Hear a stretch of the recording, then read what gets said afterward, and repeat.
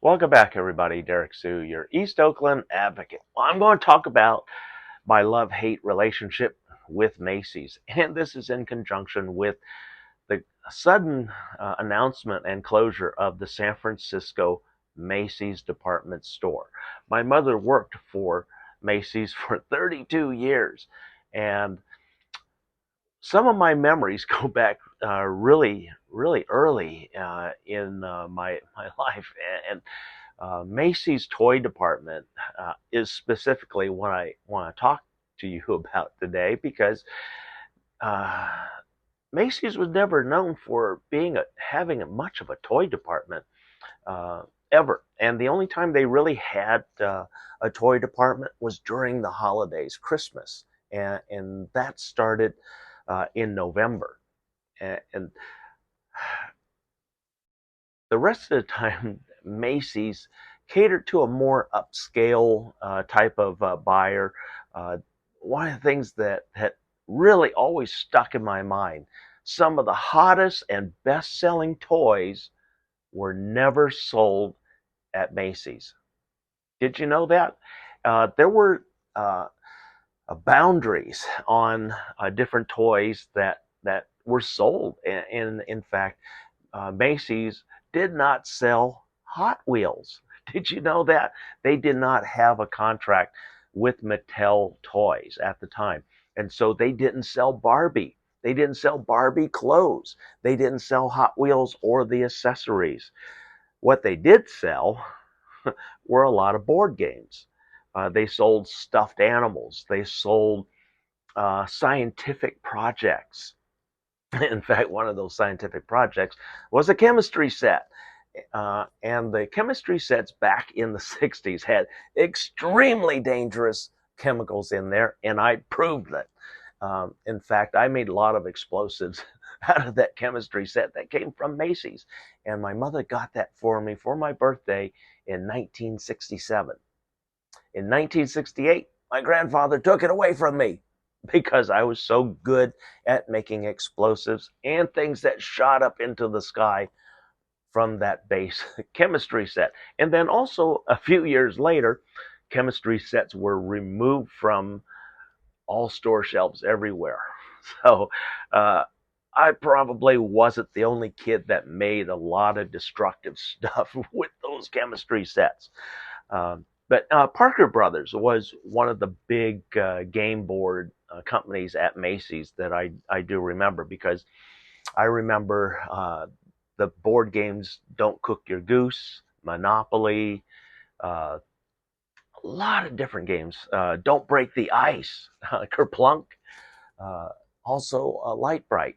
So there were a lot of toys that were not available at um, Macy's, but some real popular toys that were available at Macy's was Tonka. Do you remember the big Tonka trucks? Yeah, I had like four different Tonka trucks. My favorite was my big yellow uh, dump truck. I love that thing.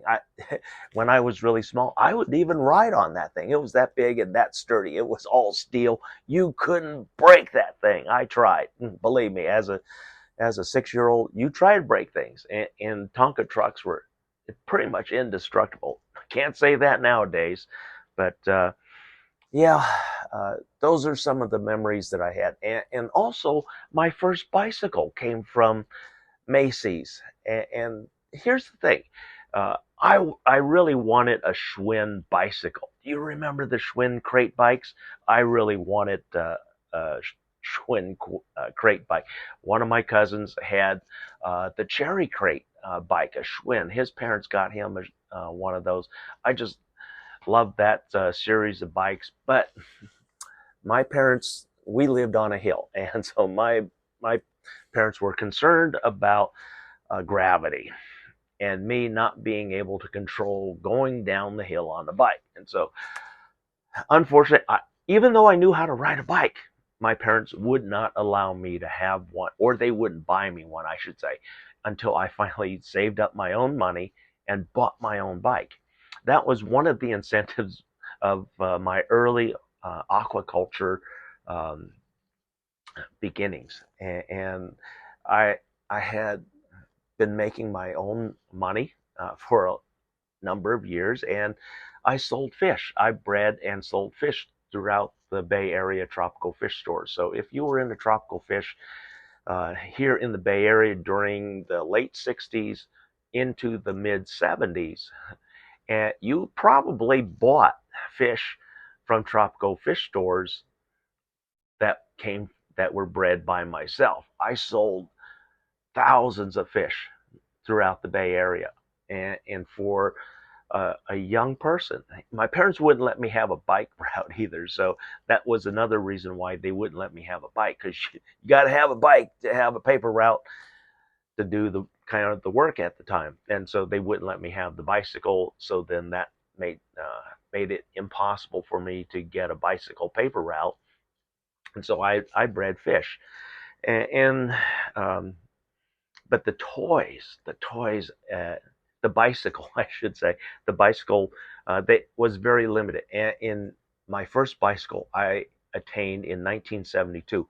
It was 1972 disaster hit the Summer Olympics, and a whole series of bicycles were created and sold by Macy's department store called Olympic, and they were designed after all the Olympic speed bikes for the indoor track racing 10 speeds, and but they're actually single speeds on those. They just go really fast. But uh, I bought one of those because if you remember the 1972 Summer Olympics, it was a disaster. We had a lot of hostage takings, murders going on there as terrorists really disrupted the summer games that year. And so that bike, originally sold at Macy's for nearly $200, I was able to get at half off because of all of what happened. And they wanted to liquidate all of those bikes and the Olympic logoed bike. I had one of those Olympic logoed bikes. I got it for $100. And we drove over to San Francisco, picked it up in the pickup area because my mother bought it on Friday. We went on a Saturday to go pick it up, and I had my first bike. It was okay. It was not a Schwinn, but it was one of my first bikes. Again, my mother was very brand loyal to Macy's, and I can understand why. They did treat her very well as an employee, which was very unusual, number one, for a woman worker, and number two, to be a person of color, to be treated as equally as your top white executives.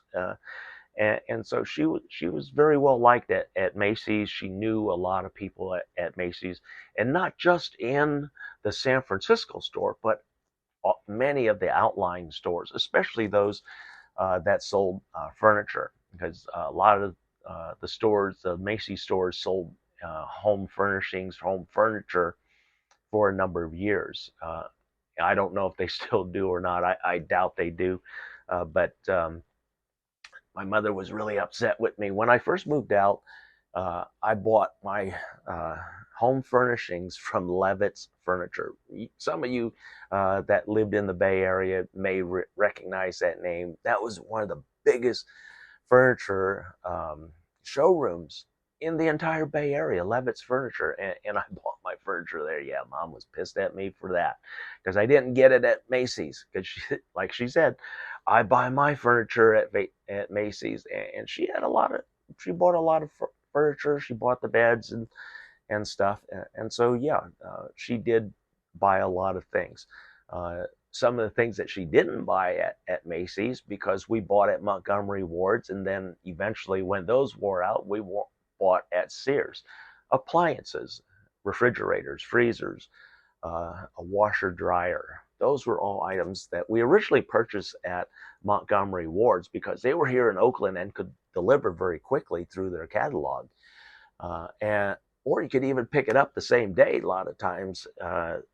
And so Montgomery Ward's was another staple that my dad supported, and he go there to get things out of the catalog area. I remember going to the catalog area. I loved going to the catalog areas because in the catalog areas they had a lot of stuff set out for the kids.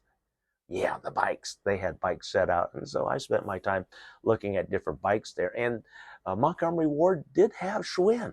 Did you know that Montgomery Ward's had Schwinn? Macy's didn't have Schwinn, but Montgomery Ward's had Schwinn, and so uh, I didn't mind going to Montgomery Ward's because I still really wanted that Schwinn bike all the way through that time. Even after I got that 10-speed bike, I still wanted a Schwinn because they were the best. But yeah, a lot of memories from Macy's in San Francisco.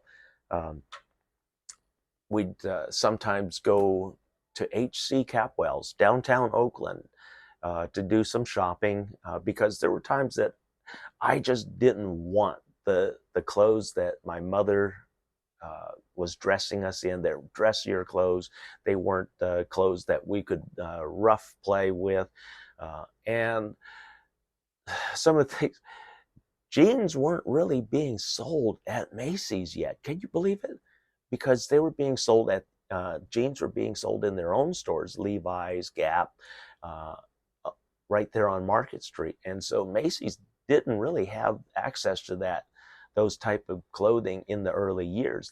They hadn't caught on yet, and they were kind of like the lower class poor people, and Macy's was catering to the middle class and above, and so they didn't have much in the way of jeans and rough and tumble clothes like nowadays. You find one of the brands that I didn't grow up with, but my stepson grew up with, was Oshkosh. Those were very popular in Macy's, and that was why my second wife went to Macy's constantly. And that was because at that time she could afford Macy's, but she couldn't quite afford Nordstrom's yet. So, but once she started affording Nordstrom's, then yeah, all hell break loose on the credit cards. But yeah, there's some good memories and some bad memories with Macy's.